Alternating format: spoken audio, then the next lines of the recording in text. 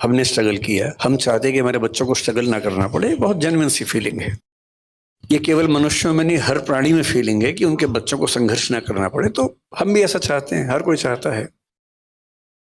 लेकिन होता क्या है कि जो हमारा थॉट पैटर्न है, रियलिटी उसके ठीक विपरीत है। जैसे आप हैं, मैं हूं और बहुत लोग हैं जिन्होंने बहुत स्ट्रगल करके अचीवमेंट्स हासिल की। जब अपने बच्चों को सुविधाएं देते हैं, उनका लॉजिक क्या होता है कि बेटा हम तो लाइट भी नहीं आती थी, टेबल लैंप जलाते थे। टेबल क्या, वो जो डिबरी वाला होता था, ऑयल वाला जो लैंप होता था, लालटेन जलाते थे, उससे पढ़ते। तुम्हें तो एसी, पंखा, कूलर सब कुछ मिला हुआ है, इतने बढ़िया लाइट्स मिली हुई हैं, लाइट भी नहीं जाती है, जनरेटर भी लगा हुआ है। बेटा एक तो हम, हमारे पुरानी पीढ़ी में सब पेरेंट्स का स्कूल नदी के उस पार ही था। हमारा स्कूल तो नदी के उस पार था। मैं परेशान हूं कि सारे स्कूल नदी के उस पार थे, तो लोग इस पार क्यों रहते थे? उसी पार रह रहे थे। पर पर सभी के पिताजी नदी के उस पार पढ़ते थे, और नदी पे पुल भी नहीं होता था। नदी पैदल पार करते थे, 10 मील दूर चल के जाते थे, फिर स्कूल में स्ट्रगल होती थी। ये हम सब ने सुना है। लेकिन उनके बच्चों को सुविधाएं बेहतर मिली, हमारे बच्चों को और मिल रही हैं। लेकिन जो सही लॉजिक है वो क्या है? कोई व्यक्ति इतना महान इसलिए बना, इतना अच्छा इसलिए बना कि उसने स्ट्रगल की थी। क्योंकि स्ट्रगल करने से उसके अंदर जो स्मार्टनेस आती है, उसके बिना आ ही नहीं सकता। थॉमस एडिसन को स्कूल के लोगों ने कहा कि ये पागल बच्चा है, हम नहीं झेल पाएंगे इसको, स्कूल से निकाल दिया उसको। उसकी माँ बड़ी समझदार थी, तो बच्चे को माँ लेके आई घर। बच्चे ने पूछा, मम्मी मैं स्कूल नहीं जाऊंगा कल से? तो बोली, हाँ बेटा। क्यों? तो उसने कहा, प्रिंसिपल कह रहे थे कि बाकी बच्चे तुम्हारे साथ चल नहीं पाएंगे। बात तो सही बोली, पर दूसरे तरीके से बोली। घर में पढ़ाया, 12 साल की उम्र में उसको सेल्समैन बना दिया। 14 साल की उम्र में वो टेलीकॉम ऑपरेटर बना पहली बार। जिज्ञासा पैदा हुई, रिसर्च करने लगा। करते करते उसने 20-25 की उम्र में, जिसको हम फोनोग्राफ कहते हैं, उसका आविष्कार किया। और वो आदमी जिसको स्कूल ने पागल कह के, मेंटली रिटार्डेड कह के निकाला था, 1078 पेटेंट उसके नाम पे हैं। ये वो बच्चा था, क्योंकि उसको स्ट्रगल मिली। जिसको स्ट्रगल नहीं मिलेगी, कोई खास तीर नहीं मार पाएगा। सही बात है। इसलिए अगर आप चाहेंगे आपके बच्चों को सारी सुविधाएं मिले, तो एवरेज लोग बनेंगे, बहुत खतरनाक किस्म के लोग बनेंगे, इस पर के चांसेस कम है। तो तरीका ये है कि सुविधाएं दें, थोड़ा सा लिमिट करें, और कोशिश करें कि किसी एक मामले में फायर उनके अंदर पैदा हो। किसी एक मामले में उनको 10 ऑप्शन दीजिए कि भाई तुम्हें खेलना है तो 4 दिन ये खेल खेल के देखो, क्रिकेट खेल के देखो, फुटबॉल खेल के देखो। जिस खेल में उनका एप्टीट्यूड ठीक से काम करे, उनका मन भी लग जाए, उसमें आगे बढ़ाइए।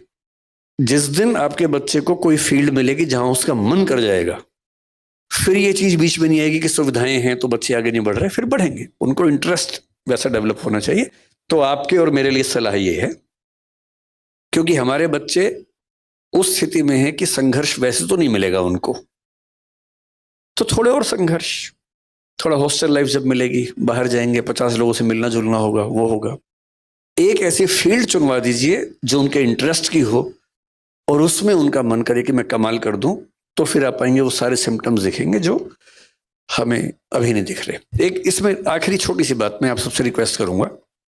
देखिए, मेरा एक बेटा है, एक बेटी है, जो मतलब हमारे भाई साहब की बेटी है, हमारे साथ रहती है। दोनों बच्चे 17 साल के भी हैं, 18 के होने वाले हैं। एकदम सामान्य बच्चे हैं, पढ़ने में भी सामान्य हैं, हर चीज में सामान्य है। ज्यादा स्ट्रेस लेना नहीं है, साधारणता को एंजॉय करना है। हर बच्चा महान नहीं बन सकता। और एक बात और ध्यान रखनी है, जब तक स्पार्क ना हो, आप कुछ बड़ा नहीं कर सकते। और स्पार्क हर व्यक्ति के जीवन में अलग अलग टाइम पे आता है। विवेकानंद जब तक रामकृष्ण परमहंस से नहीं मिले थे, वो स्पार्क नहीं आया था।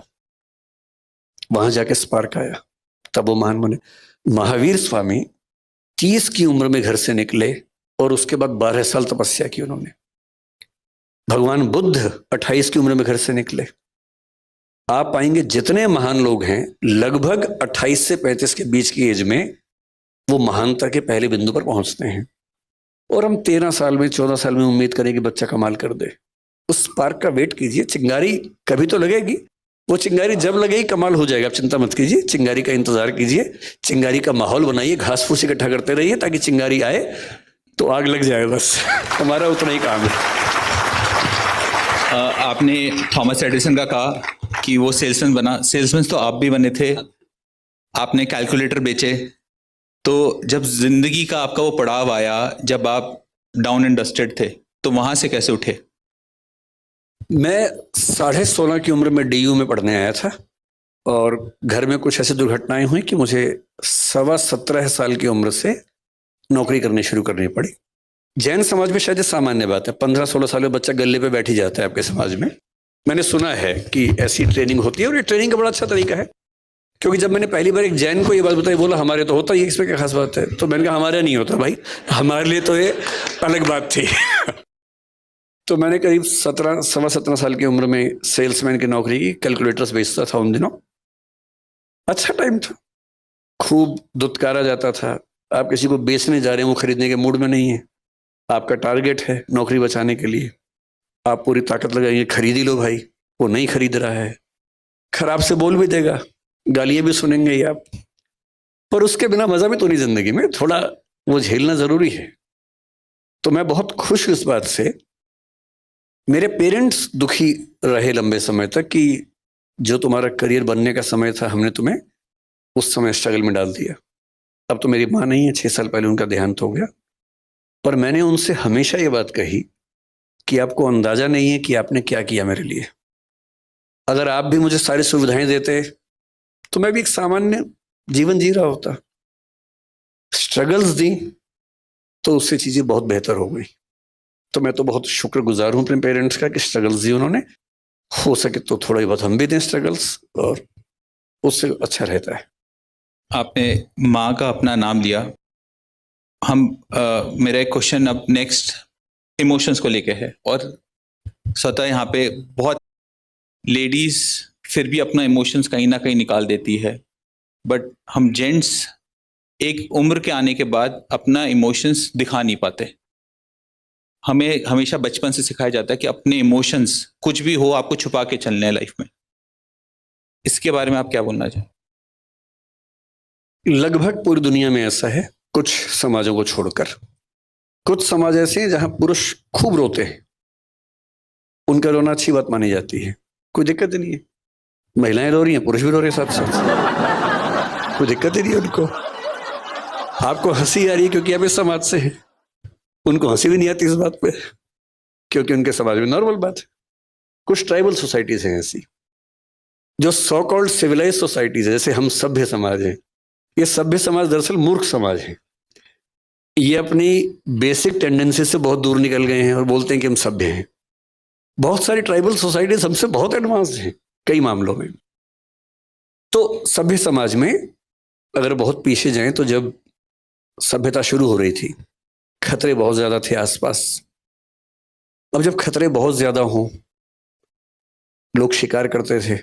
बहुत कम समाजों के पास ये सुविधा थी कि वो कंद मूल खा के जिंदा रह सकें। भारत एक ऐसा अच्छा उदाहरण है। अच्छा, जैन समाज आप देखेंगे, जैन समाज मुख्य रूप से भारत में ही है, पश्चिमी देशों में नहीं है, क्योंकि उतनी सर्दी में आप केवल शाकाहार और दिगंबर परंपरा के साथ नहीं रह सकते। तो इसलिए जैन समाज आपको वहां नहीं दिखता है। रेतीले देशों में, मिडिल ईस्ट में जैन समाज नहीं है क्योंकि वहां शाकाहार से काम नहीं चलता है। तो शाकाहारी समाज जिसकी जिद है कि हम शुद्ध शाकाहारी, जो आलू तक नहीं खाएंगे, जो अभी कई चीजों की बात चल रही थी हमारी कि हम अदरक भी नहीं खाएंगे, हम हल्दी भी, जो हरी हल्दी नहीं खाते हैं, हम शक्कर जो और जिमिकंद वो नहीं खाएंगे। हम इस लेवल तक जब शाकाहार को लेकर चलेंगे तो सीधी सी बात है, आप उसी देश में रह पाएंगे जहां सारी ऋतुएं होंगी और अच्छी खेती होगी। वो दुनिया में बहुत कम देशों में होता था। ग्रीनलैंड में जैन समाज नहीं चल सकता, सीधी सी बात है, क्योंकि वहां संभव नहीं है सब चीजें। तो अधिकांश समाजों में पुरुषों ने शिकार किया जिंदा रहने के लिए। महिलाएं गर्भवती होती थी, उस समय तो कॉन्ट्रासेप्टिव्स भी नहीं थे, बार बार गर्भ होता था। 13-14 की उम्र से 35, 36, 38 की उम्र तक लगातार एक बच्चा हुआ, फिर दूसरा हुआ, क्योंकि 20 होंगे तो 2 बचेंगे, 18 मर जाएंगे। तो महिलाएं लगातार मां बन रही हैं और बच्चे पाल रही हैं। पुरुष की जिम्मेदारी है कि बाहर जाके कुछ लाना है खाने को, शिकार करना है। शिकार करने गए हैं तो शिकार हो जाने का खतरा भी है, सीधी सी बात है। तो उस समय के पुरुषों की जो परवरिश हुई वो ये थी कि उनको बहुत साहसी होना है, लड़ाकू बनना है। और जो बहुत लड़ाकू है वो रोता वो ठीक नहीं लगता है। इसलिए उन समाजों ने एक नियम बनाया कि लड़के रोएंगे नहीं। मन में तो आएगा इमोशन, रोना नहीं, दबा लेना है। और ये होते होते पीढ़ी दर पीढ़ी एक ऐसी नॉर्म बन गई कि लड़कों का रोना कमजोरी का लक्षण बन गया। अब तो घरों में क्या है, 2 साल का लड़का भी रोए तो क्या बोलते हैं मम्मी और पापा, तो लड़की है, तो बेटी है। और उसको इसमें 2 बात समझ में आती है, एक तो ये कि गलत है, दूसरा लड़की होना लड़का होने से खराब बात है। क्योंकि कोई लड़का रोए और आप कहे तो लड़की है, इस पे अंडरस्टूड है कि लड़की होना खराब बात है, लड़का होना अच्छी बात है। और धीरे धीरे लड़के सोचते हैं अच्छा मैं खास हूं, मुझे रोना नहीं है, रुलाना है। और फिर वो जिंदगी भर रोता नहीं है। और जितना नहीं, रुलाती महिलाएं भी कम नहीं है वैसे, वो तो मैंने मजाक में कहा, रुलाने वाला काम तो दोनों करते हैं। लेकिन लड़कों की मजबूरी है कि उनको समाज में ठीक दिखने के लिए अपने इमोशंस को बहुत मारना पड़ता है। अब जैसे समाज में इसकी जरूरत नहीं है, अब कौन सा भाला लेके शिकार करने जा रहे हैं, अब तो पुलिस है, सेना है, सब चीजें हैं। अब समय आ गया कि रेक्टिफिकेशन ऑफ इमोशंस हो और रोते हुए पुरुषों का सम्मान किया जाए। अब आपको फिर हंसी आ गई, देखिए इस बात पर। जब तक ये हंसी आती रहेगी मामला ठीक नहीं होगा। जिस दिन पुरुष के रोने पर हंसी आनी बंद हो जाएगी उस दिन मामला ठीक हो जाएगा। इसलिए आपका बेटा रोए, टोंट मत कीजिएगा, बस सिर पे हाथ रखना है, कंधे पे हाथ रखना है, रो ले आपके साथ। और हो सके तो सास में उसको, दोनों बाप बेटा रोए साथ साथ, रो लीजिए।